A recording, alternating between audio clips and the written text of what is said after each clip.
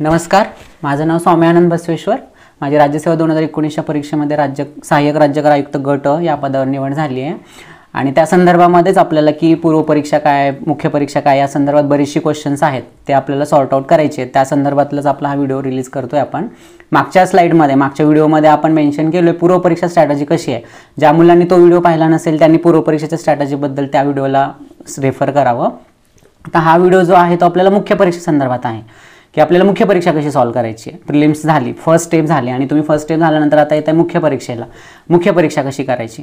So मुख्य परीक्षेचा pattern सर्वांना माहिती असतो। 800 मार्क्सचा पेपर असतो आणि लँग्वेजचे जे पेपर आहे एक डिस्क्रिप्टिव्ह पेपर असतो आणि एक ऑब्जेक्टिव्ह पेपर। ह्या गोष्टी सर्वांना माहिती असतील आणि GS 1 2 3 4 सो 150 मार्क्स, हे 154 जा 600 आणि तिकडचे 100 अशी मिळून एक 800 मार्क्सची मुख्य परीक्षा असते। सो जे प्रिपरेशन करतायत त्यांना माहिती असेल, पण मी ओव्हरऑल सांगितलं। त्यानंतर आता हे टॅकल कसं करायचं। मग टॅकल करण्यामध्ये आपण एक अप्रोच डिस्क्रीट करू, याला डिवाइड करू, जेणेकरून की आपल्याला सॉल्व करता येईल सोपं, एकदम हॉलिस्टिकली न बघता। सो प्रश्न राहतो पेपर 1 आणि पेपर 2। सो पेपर 1 जो असतो तो तुम्हाला माहिती डिस्क्रिप्टिव्ह असतो, त्या संदर्भामध्ये आपण बोलू। डिस्क्रिप्टिव्हमध्ये कसं असतं की राज्यसेवेला प्रिपरेशन करणाऱ्या मुलांचं कसं असतं की डिस्क्रिप्टिव्ह एवढं छान नसतं, म्हणजे लिखाण नसतं किंवा न्यूजपेपरचं ॲनालिसिस नसतं। त्या संदर्भामध्ये मी आणखी बोलेन की वर्तमानपत्र, न्यूजपेपर जे आपण रेग्युलर अपडेट करतो, वाचतो, ॲनालिसिस करतो, हे खूप इम्पॉर्टंट आहे, खूप ठिकाणी आपल्याला कामी येणार आहे। त्याला फक्त करंट अफेअर्सच्या उद्देशानं न बघता एक आकलन करायचं आपल्याला, ह्या उद्देशाने वर्तमानपत्र नेहमी वाचावेत। आणि जे डिस्क्रिप्टिव्हसाठी लिखाण करायचं आहे त्यामध्ये मी असं म्हणेन की तुम्हाला एस्से आहे, तुम्हाला सारांश लेखन आहे, ट्रान्सलेशन आहे। तर ह्या गोष्टींसाठी तुम्ही काय करा की नेहमी एखाद्या आठवड्यातनं किंवा 2 आठवड्यातनं एखादा तरी निबंध लिहिला जावा आपल्याकडनं, एखादं तरी सारांश लेखन केलं जावं, जेणेकरून की काय होतं की तुमचा फ्लो असतो, तुमची हँडरायटिंग कशी आहे, तुम्हाला कंटेंट लिहिता येतोय का, युटिलाइज करता येतोय का, ह्या सर्व गोष्टी खूप मॅटर करतात। त्यामुळे आठवड्यातनं किंवा 2 आठवड्यातनं एकदा तरी एक निबंध, एक प्रेसिज रायटिंग जे आपण सारांश लेखन म्हणतो आणि एक ट्रान्सलेशन, भाषांतर, ह्या 3 गोष्टी नेहमी करा। एक आठवड्यातनं किंवा 2 आठवड्यातनं एकदा ह्या गोष्टी हव्यात, ते जेणेकरून की हा पेपर जो तुमचा आहे डिस्क्रिप्टिव्हचा हा कव्हरअप होतो। कारण तुमचं कसं वाचन खूप असतं पण लिखाण नसतं, आणि लिखाण नसेल तर तुम्हाला माहिती नाही की आपण कंटेंट कसा लिहितोय, फ्लो कसा असला पाहिजे। त्या संदर्भामध्ये तर माझं एक सजेशन आहे की वन्स अ वीक किंवा ट्वाइस अ वीक तुम्ही ह्या गोष्टी करायला पाहिजे, जेणेकरून की तुमचा फ्लो तुम्हाला समजेल। सो हा पेपर 1 ची स्ट्रॅटेजी झाली। आता प्रश्न येतो पेपर 2 चा, जो की आपल्याला मराठी इंग्लिश ऑब्जेक्टिव्ह आहे। त्या संदर्भामध्ये आपल्याला बुक लिस्ट अवेलेबल आहे। तुम्ही मोरा वाळिंबे सरांचं नाव ऐकलं असेल, बाळासाहेब शिंदे सरांचं आहे, पाल्यान सूर्य आहेत। सो मराठी काय फक्त एक तर बेसिक ग्रामर आहे, व्याकरण, आणि इंग्लिशचं पण एक बेसिक व्याकरण जे पण आहे त्या गोष्टी। सो प्रश्न असा येतो की बुक लिस्ट आहे अवेलेबल, तर करायचंय काय, तर तुम्हाला परत तेच रिवाइज करायचं आहे। आणि अगोदरच्या स्लाइडमध्ये सांगितल्याप्रमाणे की हे 10वी ते 12वी पर्यंतचीच डिफिकल्टी लेवल आहे, खूप हायेस्ट किंवा ग्रॅज्युएशन, पोस्ट ग्रॅज्युएशन लेवलपर्यंत विचारलं नाही जात। त्यामुळे तुम्हाला फक्त 2 बुक्स घ्यायची आहेत आणि तेच परत रिवाइज करायचे आहेत। मराठी व्याकरणासाठी काय आहे, वाळिंबे सरांचं खूप छान पुस्तक आहे, ते जर तुम्ही परत रिवाइज कराल तर त्या 50 पैकी तुम्हाला 30-40 आरामात स्कोर येतो। आणि पाल्यान सूर्यचं किंवा बाळासाहेब शिंदे सरांचं एक पुस्तक आहे इंग्रजी व्याकरणासाठी, सो सोपी इंग्रजी व्याकरण दिलेलं आहे त्यांनी, ते एक तुम्ही रेफर करायचं आहे, जेणेकरून की तुमचा स्कोर इथं ऑप्टिमाइज होईल। आणि जे की तुम्हाला कंबाईनच्या किंवा बाकी स्टेट सर्व्हिस जे असतात डायरेक्ट रिक्रुटमेंटच्या तिथंही कामाला येतं। सो 10वी ते 12वी पर्यंतचं बेसिक व्याकरण विचारलं जातं, त्यामुळे याला न घाबरता किंवा दुर्लक्षित न करता, काही मुलांचं कसं असतं की मला जमून जाईल, मी मॅनेज करेल पेपरमध्ये, तर ते नाही चालणार, कारण तुमचा हा स्कोर फायनल याच्यामध्ये काउंट होतो, त्यामुळे तुम्हाला याला स्पेशल लक्ष द्यावं लागतं। सो पेपर 1 ची स्ट्रॅटेजी झाली। पेपर 2 साठी तुम्ही हे 2 पुस्तकं खरेदी करा, आणि इंग्रजी व्याकरणासाठी तुम्हाला बाळासाहेब शिंदे सरांचं आहे आणि मराठी व्याकरणासाठी तुम्हाला मोरा वाळिंबे सरांचं, हे तुम्हाला परत तुम्हाला रिवाइज करायचे आहेत। डेटा तिथं दिलेला आहे आणि बेसिक पुस्तक आहे, जे की एक 8वी 9वीच्या मुलाला पण समजेल इतक्या सोप्या भाषेमध्ये लिहिलेलं आहे, त्यामुळे तुम्हाला फक्त ही पुस्तकं परत रिवाइज करायची आहेत। हा झाला 200 मार्क्सचा मेजर, म्हणजे एक मायनर पोर्शन आपण जो म्हणतो की जो लँग्वेज डिपेंडंट आहे। आता प्रश्न येतो जनरल स्टडीजचा। सो जनरल स्टडीजचे 4 पेपर आहेत, तुम्हाला माहिती 1 2 3 4, आणि प्रत्येक पेपर हा 150 मार्क्सचा असतो आणि 2 तासाचा वेळ असतो। सो पेपर 1 चा आपण बोलू, GS 1, ज्यामध्ये तुम्हाला माहिती हिस्ट्री, जिओग्राफी आणि ॲग्रिकल्चर असं त्याचं डिवायडेशन असतं। मग याच्यामध्ये काय करायचं, तर हा एक सगळ्यांना वाटतं की हिस्ट्री खूप वास्ट आहे, जिओग्राफीचे तर फॅक्ट्स खूप सारे आहेत, ॲग्रीमध्ये तर ते काहीही विचारतात, मग कसं करायचं। सो याची पण एक बेसिक लिस्ट आहे, म्हणजे एक स्टँडर्ड आहेत की बाबा तुम्हाला ह्या गोष्टी परत रिवाइज करण्यासारख्या कशा आहेत की GS 1 साठी तुम्हाला डिवायडेशन करून घ्या, हिस्ट्रीचा एक पोर्शन, जिओग्राफीचा एक पोर्शन आणि ॲग्रिकल्चरचा एक पोर्शन। सो एक आयोगाचा पॅटर्न आहे 60, 60 आणि 30। सो 60 मार्क्स इतिहासावरती विचारले जातात, 60 प्रश्न तुम्हाला भूगोलावरती विचारले जातात आणि 3 प्रश्न तुम्हाला कृषी सायन्सवरती विचारले जातात, म्हणजे ॲग्रिकल्चरवरती विचारले जातात. सो हिस्ट्रीसाठी काय करायचं आहे? सो हिस्ट्रीसाठी एक सामान्य म्हणजे की बाबा 11वीचं इतिहासाचं स्टेट बोर्ड बुक आहे, गाठा सरांचं पुस्तक आहे किंवा आणखी कटारे सरांचं पुस्तक आहे, समाधान महाजन सरांनी एक ऑब्जेक्टिव्हसाठी पुस्तक काढलेलं आहे. सो मार्केटमध्ये बुक लिस्ट आहे आणि ते तुम्हालाही माहिती असेल. सो तेच तुम्हाला रेफर करायचं. पण चुकतो कुठं आपण की आपलं फॅक्च्युअल्स चांगले नसतात. म्हणजे आपण स्टोरी वाचतो पण आपल्याला फॅक्ट्स नाहीत लक्षात राहत किंवा स्टोरीमध्ये पण आपण काहीतरी गफलत करतो. ह्या मुद्द्यांमुळे आपल्या हिस्ट्रीमध्ये स्कोअर कमी येतो आणि पेपर 1 मध्ये ओव्हरऑल जर पाहायला गेलं तर पेपर 1 मध्ये स्कोअर कमी होतो. त्यामुळे काय करा, हिस्ट्रीसाठी एक 2-3 स्टँडर्ड बुक्स ठेवा. 11वीचं इतिहासाचं पुस्तक आहे, गाठा सरांचं पुस्तक आहे आणि समाधान महाजन सरांचं पुस्तक आहे. हे 3 पुस्तकांवरची तुमची इतिहासाची चांगली पकड बनते. फक्त तुम्हाला परत याचं रिव्हिजन करायचं आहे. त्यामुळे हा इतिहासाचा पोर्शन चांगल्या पद्धतीने कव्हर होतो. त्याच्यानंतर प्रश्न येतो जिओग्राफीचा. सो जिओग्राफीसाठी सौदी सरांनी खूप छान पुस्तकं दिलेली आहेत आणि त्याच्यामध्ये भारताचा भूगोल आणि महाराष्ट्राचा भूगोल दोन्ही वेगवेगळी पुस्तकं आहेत. भारताचा भूगोल तुम्ही सौदी सरांमधून पण करू शकता किंवा एक 11वीच्या NCERTs आहेत ज्यांचं की मराठीमध्ये सुद्धा भाषांतर आता अवेलेबल आहे मार्केटमध्ये. सो तुम्ही भारताचा जो भूगोल आहे तो NCERTs मधनं किंवा सौदी सरांच्या पुस्तकांमधनं कव्हर अप करू शकता. त्यामुळे तिथनं तुमचा जिओग्राफीचा पोर्शन कव्हर होईल. आणि जो महाराष्ट्राचा भूगोल आहे त्याच्यासाठी सुद्धा AB सौदी सरांनी एक छान पुस्तक काढलेलं आहे महाराष्ट्राचा भूगोल म्हणून. त्यातनं पूर्ण महाराष्ट्राचा भूगोल कव्हर अप होतो.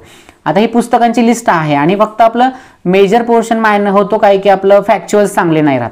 जिओग्राफीसाठी पण हाच मेजर पोर्शन आहे की ते विचारतात काय, खाड्या विचारतात, नद्या विचारतात, कुठली पिकं विचारतात की कुठल्या मोसमामध्ये कुठली पिकं घेतली जातात, अशा काही म्हणजे डोंगरगड्या कड्या वगैरे आणि किंवा भारताची जिओग्राफी वगैरे विचारली जाते. महाराष्ट्राचं एकदम कृषी रिलेटेड पण विचारलं जातं की कुठला सॉईल कुठल्या पद्धतीचा आहे. असे एक सिंपल प्रश्न असतात. सो पेपर 1 मध्ये जिओग्राफी हा जो आहे तो हायेस्ट स्कोरिंग सब्जेक्ट आहे. त्यामुळे जिओग्राफीसाठी सौदी सरांचं पुस्तक छान आहे. ते तुम्ही परत रिव्हिजन केलात तर तो पण पेपर कव्हर अप होतो. त्यामध्ये डिफिकल्टी नाही राहत. प्रश्न येतो नंतर ॲग्रिकल्चरचा. हा एक डिफिकल्टीचा पोर्शन असू शकतो की मुलांना वाटतं की ॲग्रिकल्चरमध्ये काय करायचं. सो सिंपल आहे, प्रिव्हियस इयरचे क्वेश्चन पेपर अनालिसिस करायचे ॲग्रिकल्चरसाठी. त्याच्यामध्ये कसं आहे की आयोग काय करते, एक तर रिपीट क्वेश्चन विचारण्याचे पण चान्सेस जास्त असतात आणि तुम्हाला एक आयडिया येते, कल्पना येते की आयोग नेमकं विचारते काय ॲग्रिकल्चरमध्ये. सॉईलचे पार्टिकलचे डायमेन्शन्स विचारतात, परत आणखी त्याचे मोसम विचारले जातात, कुठली पिकं घेतली जातात विचारले जातात, हवामान विचारलं जातं, अशा गोष्टी आहेत. त्यामुळे ॲग्रिकल्चरसाठी प्रिव्हियस इयरचे क्वेश्चन पेपर्स आणि तुम्हाला 10वी आणि 11वी म्हणजे 11वी आणि 12वीचे स्टेट बोर्डची पुस्तकं वाचायची आहेत तुम्हाला. हे एवढा ॲग्रिकल्चरचे असे 30 क्वेश्चन विचारले जातात आणि प्रिव्हियस इयरचे क्वेश्चन पेपर आणि ॲग्रिकल्चरसाठी 11वी आणि 12वी हे 2 तुम्हाला आपली जी महाराष्ट्र शासनाची पुस्तकं आहेत स्टेट बोर्डची हे कव्हर अप करायचे आहेत. ह्या असं झाला तर हा पूर्ण मेजर पोर्शन कव्हर होतो आणि अराउंड 100+ स्कोअर करायचा आपल्याला, असं टार्गेट ठेवा पेपर 1 साठी. सो हा झाला GS1. आपण नेक्स्ट वळूया GS2 कडे. GS2 मध्ये काय आहे तर हा मेजर पॉलिटी आणि गव्हर्नन्सचा सेक्शन आहे. सो याच्यामध्ये पण आपण 2 डिवायडेशन करूया.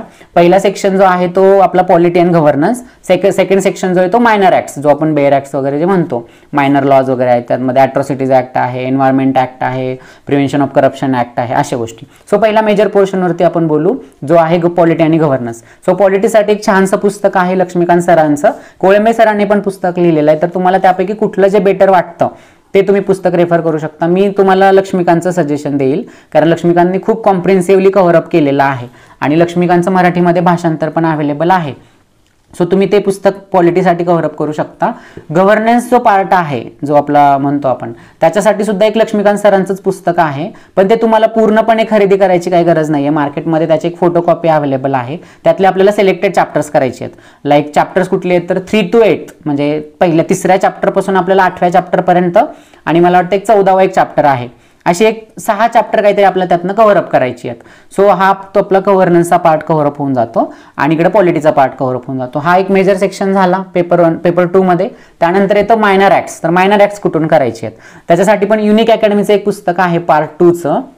त्याच्यामध्ये त्यांनी सगळे मायनर ऍक्ट्स पण रेफर केलेले आहेत आणि ज्या काही इन्स्टिट्यूशन आहेत, लबासना आहे, स्वप्ना आहे, यशदा आहे, ह्या सगळ्यांचं त्यांनी डिस्क्रिप्शन चांगल्या पद्धतीने दिलेलं आहे. सो हे होतं काय की मग हे पूर्ण सेक्शन तुमचा तिथं कव्हर अप होतो जो आपण सेक्शन 2 म्हणतो पेपर 2 मध्ये.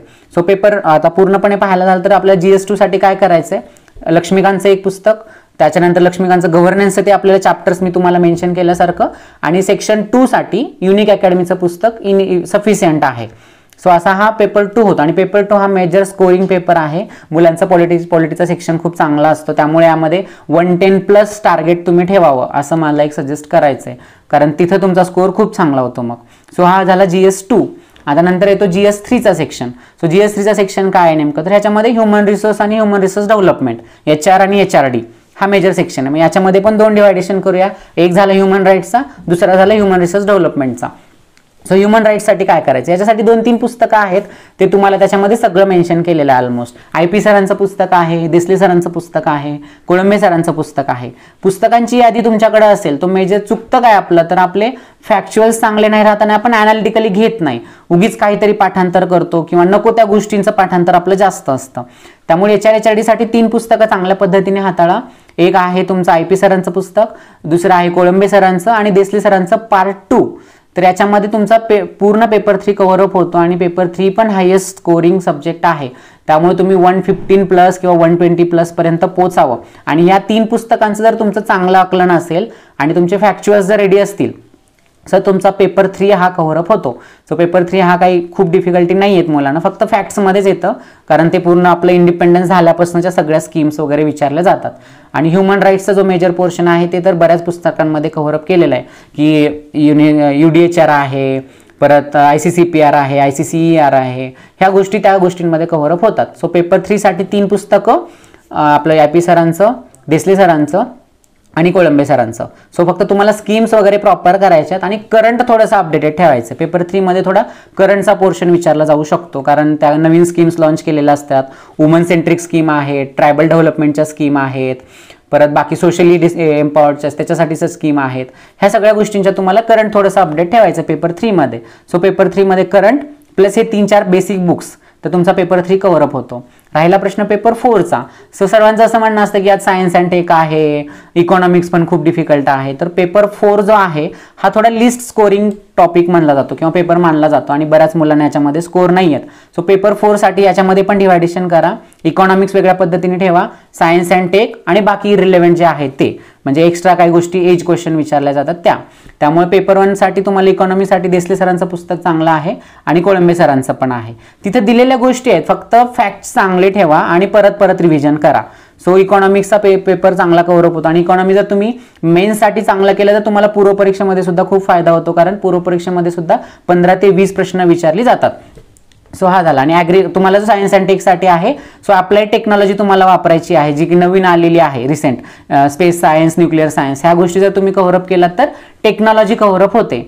सो हा झाला तुमचा पेपर 4. तो अशा पद्धतीने 1, 2, 3, 4 आणि लँग्वेजचे पेपर असे सगळे कॉम्प्रिहेन्सिव्हली कव्हर अप केला तर मेन्समध्ये चांगला स्कोर येतो. सो अशा पद्धतीने तुम्हाला कव्हर अप करायचं आहे. थँक्यू.